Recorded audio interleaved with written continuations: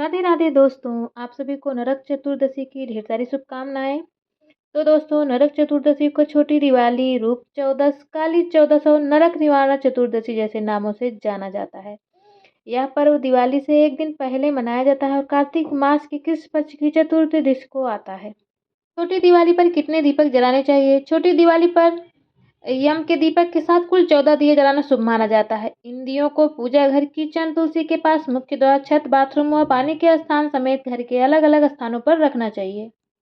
दोस्तों, नरक चतुर्दशी को हनुमान पूजा के नाम से भी जाना जाता है, इसलिए इस दिन हनुमान जी की विधि विधान से पूजा की जाती है।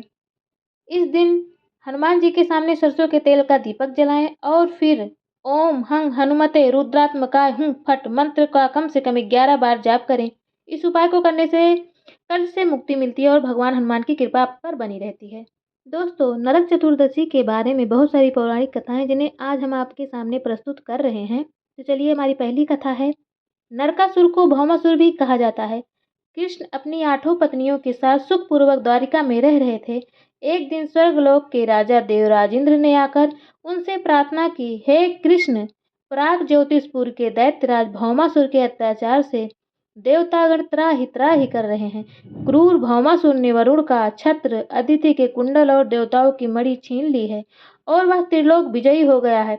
इंद्र ने कहा, भौमासुर ने पृथ्वी के कई राजाओं और आमजनों की अति सुंदर कन्याओं का हरण कर उन्हें अपने यहाँ बंदी गृह में डाल रखा है। कृपया आप हमें बचाइए प्रभु।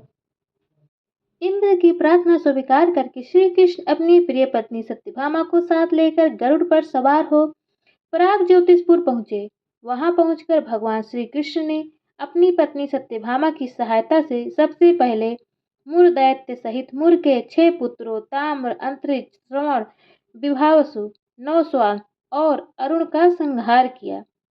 मुर दैत्य का वध हो जाने का समाचार सुन भौमासुर अपने अनेक सेनापतियों और दैत्यों की सेना को साथ लेकर युद्ध के लिए निकला।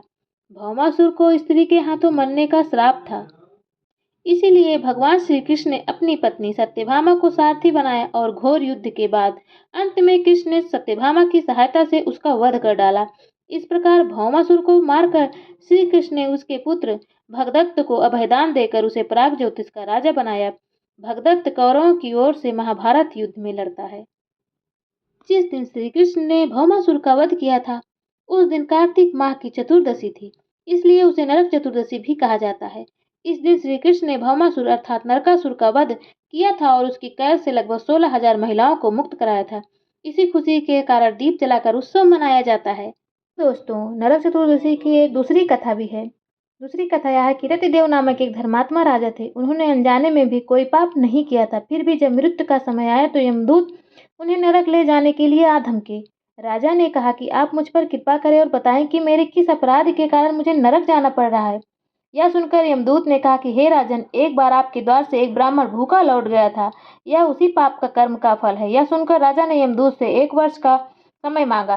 तब यमदूतों ने राजा को 1 वर्ष की मोहलत दे दी। राजा अपनी चिंता लेकर ऋषियों के पास पहुंचे और उन्हें अपनी सारी कहानी सुनाकर उनसे इस पाप से मुक्ति का उपाय पूछा।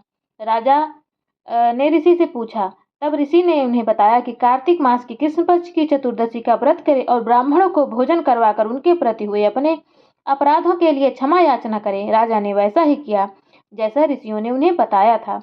इस प्रकार राजा पाप मुक्त हुए और उन्हें विष्णु लोक में स्थान प्राप्त हुआ। उस दिन से पाप और नरक से मुक्ति हेतु भूलोक में कार्तिक चतुर्दशी के दिन का व्रत प्रचलित है। दोस्तों, ये है नरक चतुर्दशी की कथा। तो आपको नरक चतुर्दशी पे क्या करना है, दिया जलाना है, कैसे जलाना, वो आपको सब जानकारी मिल गई है। तो चलिए आपको बताते हैं चतुर्दशी के दिन क्या नहीं करना चाहिए।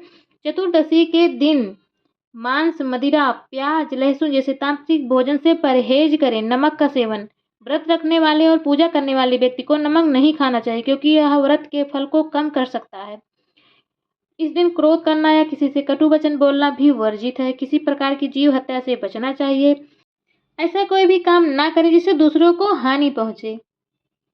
तो चलिए दोस्तों, अगर वीडियो अच्छी लगी हो तो लाइक करें, चैनल को सब्सक्राइब करना बिल्कुल भी ना भूलें। मिलते हैं ऐसे अगली वीडियो में इस किसी और ऐसी कथा के साथ और सी जानकारी के साथ में। तब तक खुश रहें, स्वस्थ रहें, अपने अपने घर में खुश रहें। आप लोगों पर भगवान की कृपा बनी रहे। तो चलिए मिलते हैं अगले वीडियो में, तब तक के लिए धन्यवाद।